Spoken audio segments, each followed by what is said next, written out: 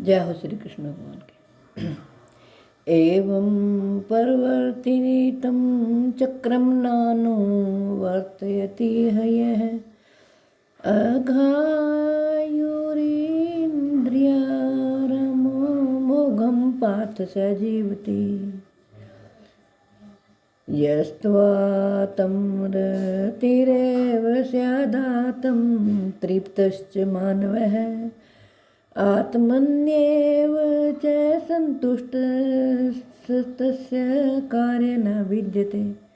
हे पार्थ, श्री कृष्ण भगवान कहते हैं, जो पुरुष इस लोक में इस प्रकार परंपरा से प्रचलित सृष्टि चक्र के अनुकूल नहीं बचता अर्थात अपने कर्तव्य का पालन नहीं करता, वह इंद्रियों के द्वारा भोगों में रमण करने वाला पाप आयु पुरुष व्यर्थ ही जीता है। परंतु जो मनुष्य आत्मा में ही रमण करने वाला और आत्मा में ही तृप्त तथा आत्मा में ही संतुष्ट हो, उसके लिए कोई कर्तव्य नहीं है। नैव तस्य कृतेनार्थो न कृतेनेह कश्चन न चास्य सर्वभूतेषु कश्चिदर्थ व्यपाश्रयः। उस महापुरुष का इस विषय में ना तो कर्म करने से कोई प्रयोजन रहता है और न कर्मों के न करने से ही कोई प्रयोजन रहता है तथा संपूर्ण प्राणियों में भी इसका किंचित मात्र विश्वार्थ का संबंध नहीं रहता। तस्मादसक्तः सततं कार्यं कर्म समाचर असक्तो है चरण कर्म परमाप्नोति पुरुषः। इसलिए तो निरंतर आसक्ति से रहित होकर सदा कर्तव्य कर्म को भली भांति करता रहे, क्योंकि आसक्ति से रहित होकर कर्म करता हुआ मनुष्य परमात्मा को प्राप्त हो जाता है। कर्मणैव हि संसिद्धिमास्थिता जनकादयः लोक संग्रह मेवातिपि संपश्यन् कर्तुमर्हसि। जनकादि ज्ञानी जन भी आसक्ति रहित कर्म द्वारा ही परम सिद्धि को प्राप्त हुए थे।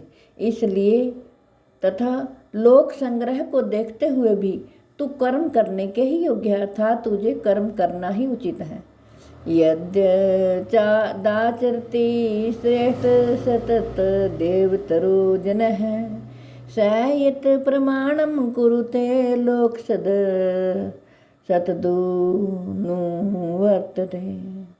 न मे पार्थास्ति कृत्यं त्रिषु लोकेषु किश्चन नान्वाप्तं वासव्यं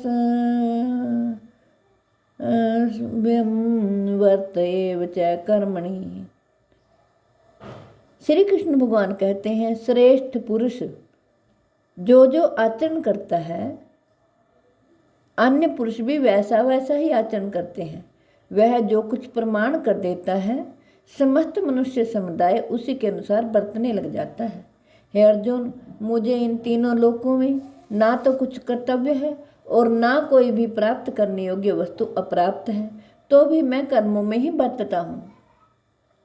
यदि हयं न वर्तेयं जातु कर्मण्य तन्द्रितः मम वर्तमानो वर्तन्ते मनुष्यः पार्थ सर्वशः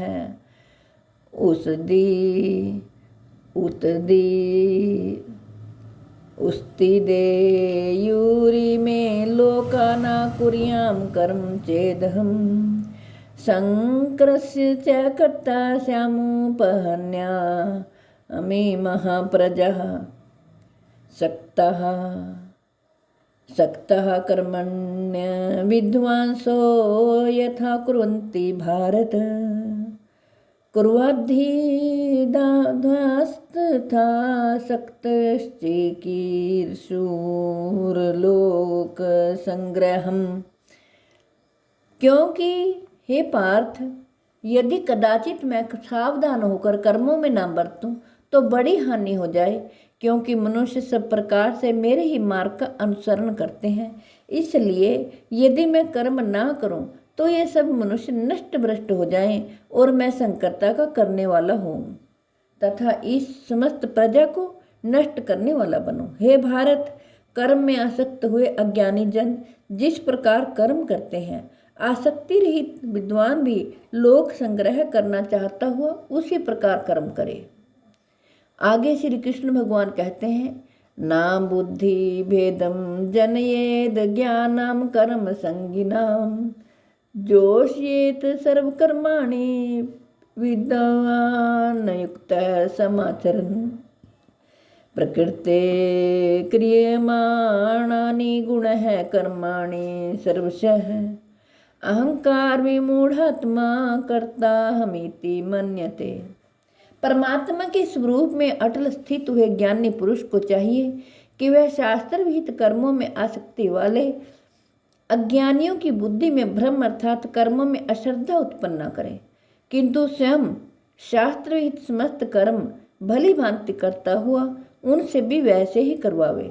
वास्तव में संपूर्ण कर्म सब प्रकार से प्रकृति के गुणों द्वारा किए जाते हैं, तो भी जिसका अंतःकरण अहंकार से मोहित हो रहा है, ऐसा अज्ञानी मैं करता हूँ ऐसा मानता है।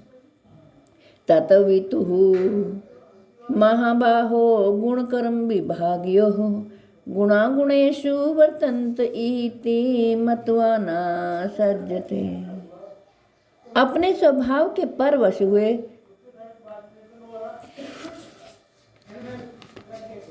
परंतु हे महाबाहो और कर्म विभाग के तत्व को जानने वाला ज्ञान योगी संपूर्ण गुण ही गुणों में बरत रहे हैं ऐसा समझकर उनमें आसक्त नहीं होता। प्रकीर्तेर गुण सम्मूढ़ः संजन्ते गुण कर्मसु तान कृत सन्नविदो मंदा कृत विन विचाल्यते मयि सर्वाणि कर्माणि सन्न्यस्याध्यात्म चेतसा निराशीर्निर्मम भूत्वा युद्ध सब विगत ज्वरः।